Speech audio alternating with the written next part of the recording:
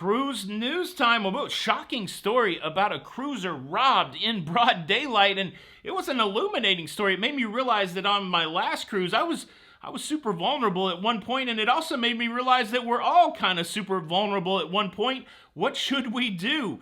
Robbed in broad daylight. Wow. Cruise news. Let's talk about it.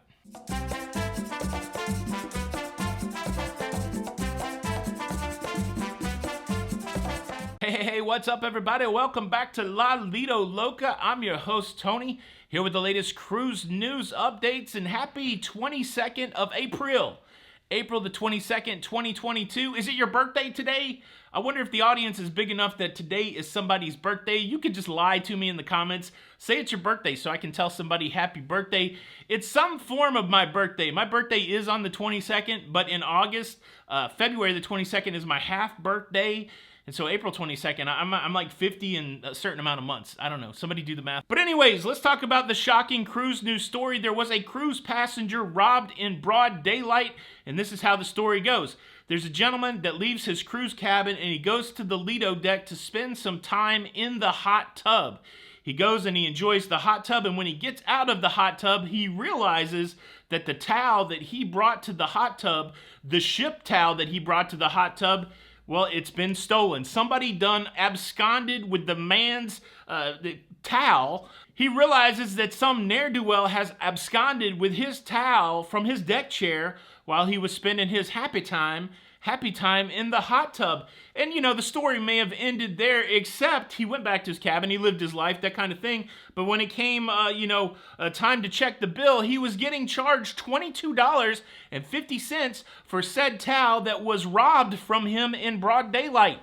And he wasn't happy. He wrote to the cruise line saying that it ain't right that I have to pay for this towel that was stolen from me. So that's one scenario, and it's a simple question. Who's responsible for the towel? Like, if the guy takes the towel to the hot tub, is it on him to watch it, no matter how challenging that is? Kind of like watching kids, make sure they're okay? Or is it, hey, that's the way it goes. I took my towel there in good faith, and some ne'er-do-well stole my towel, and therefore the cruise line should not charge me for the towel. So that's that dude's situation on his cruise, but I had a situation on my NCL Dawn cruise where I was super vulnerable.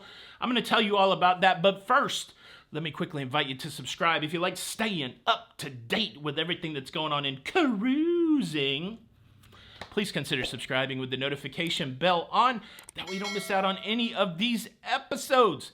That's what we're talking about. You subscribe, you hit the notification bell, and then when a new show comes out, you can be a part of the hashtag notification squad. I've been going through, and on the first comment, I've been giving it a hashtag squad leader. Have you been the squad leader yet? The only way you're going to be able to do that is if you're subscribed with the notification bell on. I'm just saying. Yeah, maybe it's a carrot. I don't know. I don't want to hit you with a stick. Stick, carrot, stick, carrot. Hit it. Thank you in advance. I lost my breath there. All right, let me tell you about my challenge, my vulnerability. Now, I had a very similar scenario when I was on my NCL Dawn cruise. We made a stop at Harvest Key. That's a Norwegian Cruise Line's private island, and they don't have towels in the cabin.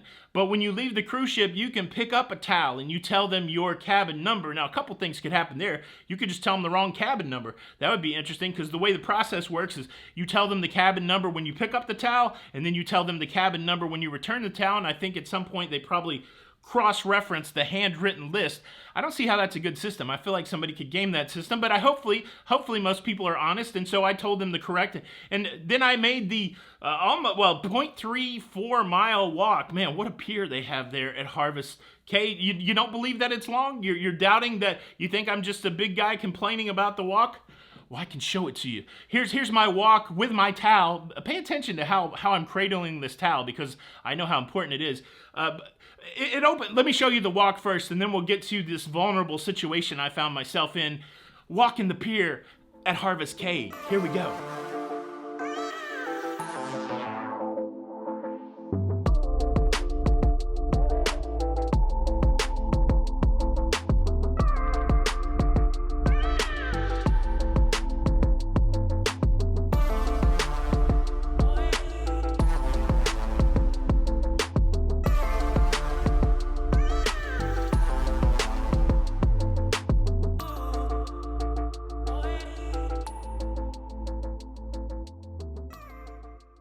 about that? I'm excited that it's a nice covered walk and it's not too bad, but it is long. It took about 7 or 8 minutes to walk that pier. Again, getting close to a half a mile of walk. Now, they did have a tram. I took the tram back. Spoiler alert. I just wanted to see how long it was, so I only walked it one way, but I did take the tram on the way back. So for people that are worried about walking that pier, there is a tram there.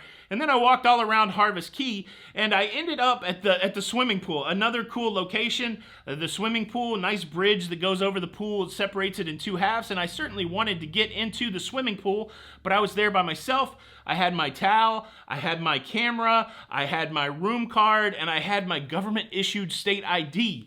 Some people may call that a driver's license. I had all of those things, and so I didn't have anywhere to put those things. And I had my shoes, right? I had the shoes that I was wearing, my New Balance Old Man blue tinny pumpers that I was walking around in. And so, I just put it on a chair.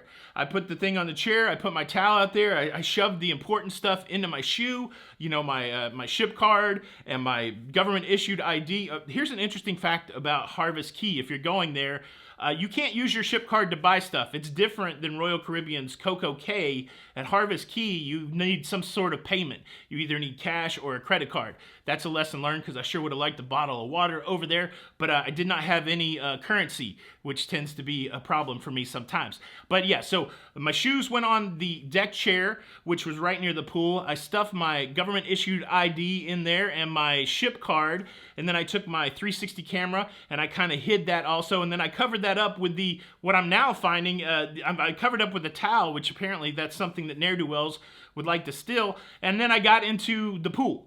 And the pool was nice. It was kind of hot. It was like bathwater hot, which I was hoping it would be colder, like the pool here at the house, which is almost too cold to get in, which that's why we haven't been getting in it. But anyways, I took some shots. I could see my chair. So I feel like if somebody was going to rob from me in broad daylight, I could at least go, hey, don't rob from, but I wouldn't have been able to catch him. I wouldn't have been able to get out of the pool. All of us face that scenario, whether it's at the private island, which I feel probably a little more secure on the private island, but if you go to a beach club in Cozumel, there's going to be a moment where you have to leave your stuff. And so that's really what that's the question I want to throw at you guys. What do you do with your stuff in situations where you don't have a locker and you don't have a way to lock up your stuff? Like, my biggest paranoia, like in Mexico, is losing my ID. And the fact that I can't hold it or keep it with me, that's a little scary. I mean, I know they're probably waterproof. Do you keep your, ID and your ship card in your pocket even in the ocean? I don't know. Let's have that conversation as a community. And again, what do you think about the guy who got his towel stolen while he was in the hot tub? Should they refund him the $22.50 that they're now charging him, or should he have done a better job at watching his towel and quit crying like a big baby? Or is he legit in his complaint? I don't want to cast dispersion on this gentleman. Leave a comment below. Boom, that's your cruise news. Hope you're having a great Friday. Hope you're sliding into the weekend to have a great weekend. Only a few days away from cruising for us. I'm so excited. Thank you so much for checking out the show today. I hope you enjoyed it. If you did enjoy it, you could show your support by hitting the like button. And unfortunately, if you don't hit the like button, I will be forced to punish you. And your punishment will be this. You will be the designated towel payer for on your next cruise. So anybody whose towel gets stolen, the charge is going to go onto your shipboard account. So if, 10 towels are stolen at $22.50 each, then you're going to get a charge for $220. I did the math wrong on that. I completely forgot about the 50 cents. But you know what I'm saying. So hit the like button so you're not charged for towels on your next cruise. And they're also going to charge you extra for towel animals because they're despicable. How about that? I said it. They are. Hit the like button. This is Tony for Lido, Loca. And until the next time, we'll see you on the Lido. Bye.